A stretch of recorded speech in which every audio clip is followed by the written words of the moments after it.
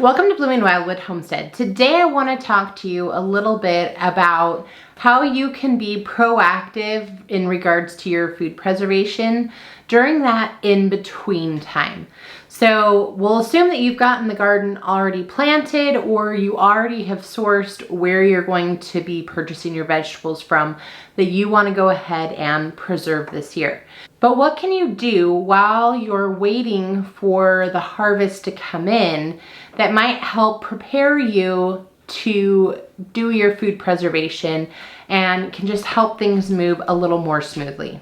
The first thing you want to do is make sure that all of your tools are in good working order. So locating the dehydrator, your canners, if you're going to do some sort of freezing, making sure that you have all those materials on hand, just locating the tools that you're going to need in order to preserve your food and make sure that everything is in good working order.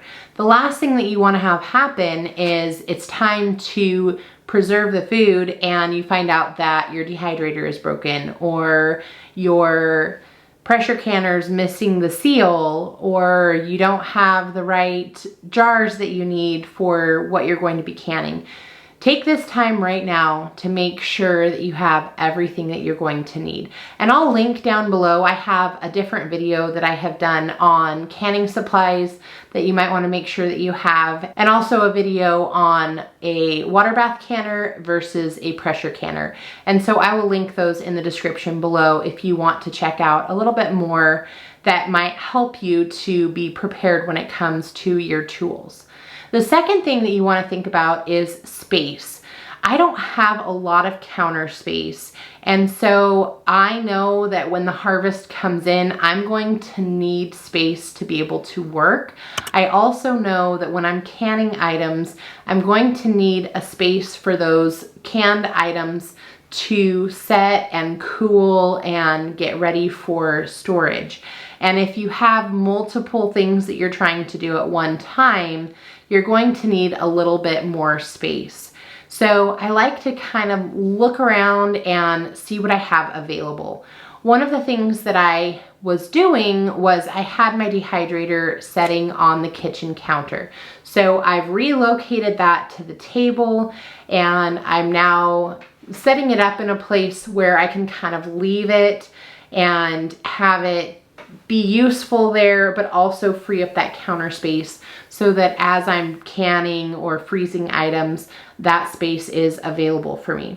I also found a spot on the table for the food saver so that when I'm freezing items, it's just readily accessible and available. This isn't something that I'm going to leave out year round as I'm not necessarily using it year round, but right now during this season when I'm going to be harvesting a lot of different things and I really want to make sure that I'm preserving any of the extra produce that comes my way, I want to make sure that it's as easy as possible to be able to use these items. I know that it does impact my table use to some degree, but I'm trying to work around that in some different ways. But I want to make sure that I at least have this space available so that once I'm canning and dehydrating, I've got room to be able to do everything that needs to be done. The next thing I like to do is to try and think through what I'm hoping to be able to can. Now, we don't know what the harvest is going to be, and this year with the crazy weather, we can't rely on anything, and it's definitely not a good idea to count what you're gonna have before you actually have it in hand. So that's not what I mean here at all. But you should have somewhat of a rough idea of what you might want to can should that produce come in. For example, I know that I would love to have some more tomato soup so that I have a quick and easy meal for a winter night. And that's something, if I have enough tomatoes that come in, that's something that I'm going to want to do. I'm gonna wanna put up some more salsa because I love my salsa and I do go through a fair amount every single year. And that's something that I want to make sure that I have more of as I go into the following year. I also know that the raspberries look like they're going to produce fairly well this year. If everything does ripen, there may be some extra raspberries. So I'm looking at some different ideas. I can make jam. I know I want to put some away in the freezer because I love those for smoothies and things like that. I know that I'm going to want to maybe try some new recipes.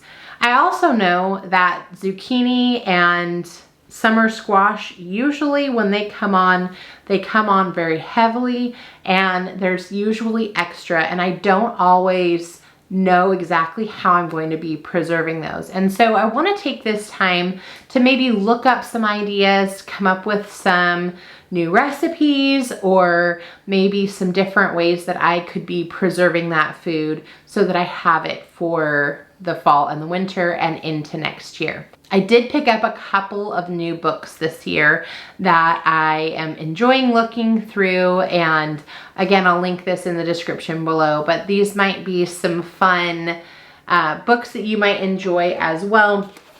The first one is the Complete Dehydrator Cookbook, How to Dehydrate Fruit, Vegetables, Meat, and More. It has 125 dehydrator recipes by Carol Kanzler, and there just is a lot of information in here on dehydrating and different things that you can do.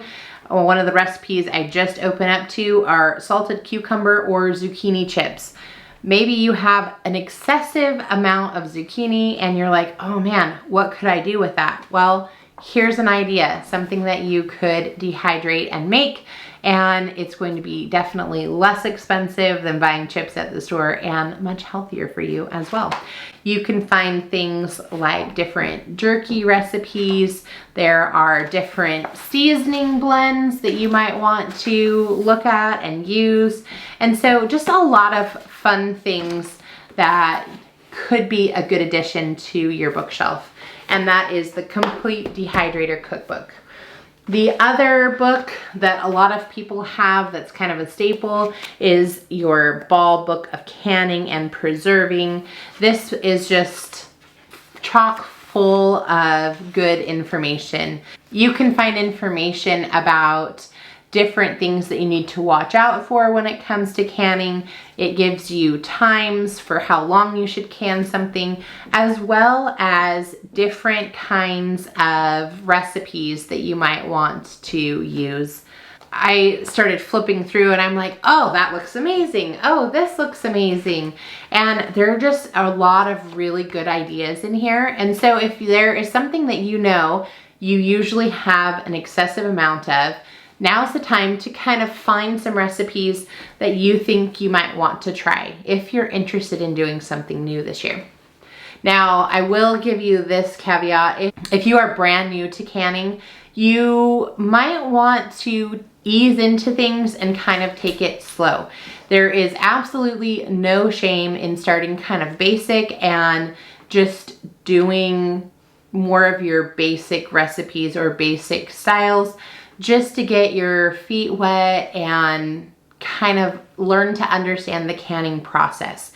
Making an easy to do jam with pectin, or maybe canning some pears or canning your tomatoes, just something that's going to be a little bit simpler. There's nothing wrong with that to get started. If you are ready to take on something a little bit more advanced, hey, go for it. Absolutely an amazing thing. But if you are brand new to canning, you might want to start out with something a little bit simpler. Next up, I picked up this book as well. It is The Complete Guide to Pressure Canning, Everything You Need to Know to Can Meats, Vegetables, and Meals in a Jar and More by Diane Devereaux. And I, again, have just been kind of looking through here. The recipes that are in here are all for pressure canning. So if you're looking to start doing some pressure canning, or if you've been doing pressure canning for a while and you want to kind of take it next level, this might be a great book for you as well. One of the things that I know for myself, I need some options available that are going to be quick meals. In the fall and winter, I often go through periods where I might just be really super busy, and I still want to eat healthy and I want to be eating the things that are being produced here on the farm, but I might not have a ton of time to cook. And so I need some things that are just going to be quick grab and goes so that it's not taking as much time to cook during that season. And if I have something on the shelf, it just makes it so much simpler. This book has a lot of different soup recipes and stew, different things that could easily be a dump and go if you are on one of those nights where you're just running far behind, you don't have a lot of time to cook. You could probably have a meal ready in 20 minutes and you'd be good to go. So this might be something to consider. Again, if you are brand new to canning and you're not ready to take on pressure canning yet, not a problem. Get your feet wet with water bath canning. Kind of go a little bit slow and then take on some pressure canning. Canning green beans or canning black beans, pinto beans, any of your beans, even just by themselves. That's a great way to start. If you have more experience pressure canning and you want to try something new, you could definitely do that. And this book does have some good recipes in there as well. So now that we've thought through what tools we have available, space that we have available, recipes that we might want to use, the next thing is to think about some of the ingredients that you might need to have on hand. One of the most annoying things is when you have the produce ready to go ahead and process, but now you have to go ahead and take a break to go to the store and get something else because you don't have the ingredients on hand and you're not ready to go. We've talked about stocking up on things like canning salt, making sure that you have your apple cider vinegars, things like that in the past.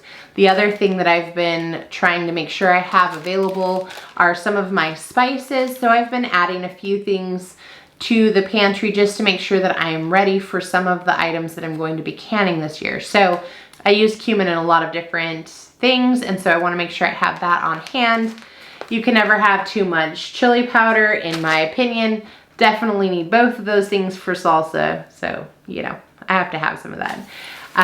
Mustard seed is something that I didn't have a ton of, and so I wanted to make sure that I had some of that on hand as well for some of my fermented items that I'm going to be doing this year. So, you know, there are some other things that I'll make sure that I have as well, but just think through what you're going to be canning and do you have those ingredients on hand.